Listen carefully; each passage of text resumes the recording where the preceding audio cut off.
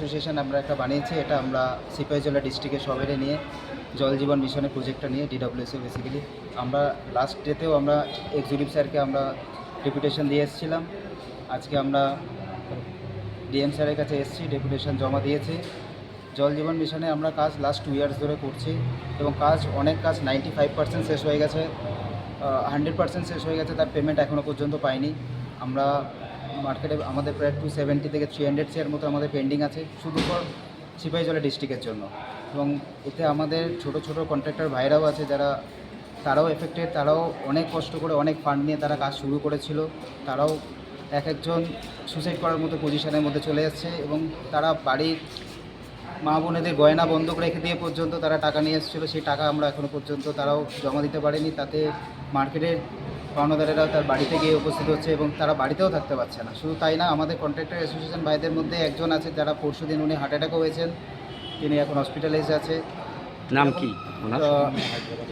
হায়দ্রাবাদে আছে, হায়দ্রাবাদে নিয়ে যাওয়া হয়েছে। সুমন মিয়া। কোথায় বাড়ি? হায়দ্রাবাদে নিয়ে যাওয়া হয়েছে। বাড়ি কোথায়? ক্রিটিক্যাল পজিশন হয়েছেন সোনামুড়া। এরকম আরও 2-3 জন আছে এবং আরও অনেক এরকম পরিস্থিতি তৈরি হয়ে যাবে যেটার দায় আমাদের সরকারকে নিতে হতে পারে। আমাদের সরকারি সাহায্যে আমরা এত ভালো ভালো প্রজেক্ট আমরা নিয়ে এসেছেন, সরকারই নিয়ে এসেছেন এবং সেই কাজ আমরাই করেছি এবং লাস্ট 2 ইয়ার্স ধরে আমরা কোনো পেমেন্ট পাচ্ছি না। এটা সরকারকে দায় নিতে হবে এবং আমরা আস্তে আস্তে ধীরে ধীরে সরকারের কাছে যাব এবং সরকারের সহযোগিতায় আমরা যখন কাজে নেমেছি ওনাদের নিয়ে আমাদের পেমেন্টটা পাওয়ার আমাদের।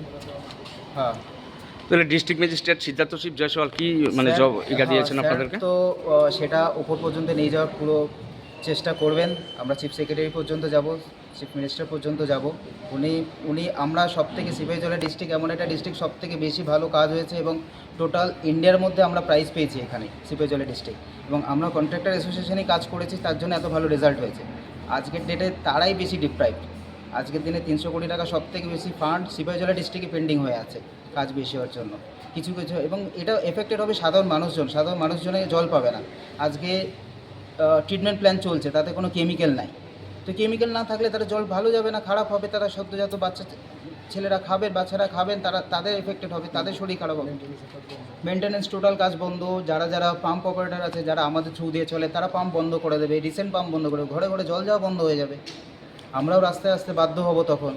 এটা আমরা কেউই চাই না। আমরা খুব ভালো জায়গা থেকে এসেছি, আমরা চাই যে সঠিকভাবে সুষ্ঠুভাবে অনেস্টলি আমরা কাজ করেছি, অনেস্টলি আমরা পেমেন্টটা পেয়েছি। 2 বছর ধরে বিল পাচ্ছেন না, তাহলে নতুন কাজের কি টেন্ডার হচ্ছে? ডিডব্লিউএস টেন্ডার হচ্ছে কিভাবে হচ্ছে নতুন কাজের? তো টেন্ডার হওয়ার দেখুন, এটা কিছু গভর্নমেন্ট প্রোটোকল আছে, গভর্নমেন্টকে কাজও দেখাতে হতে পারে।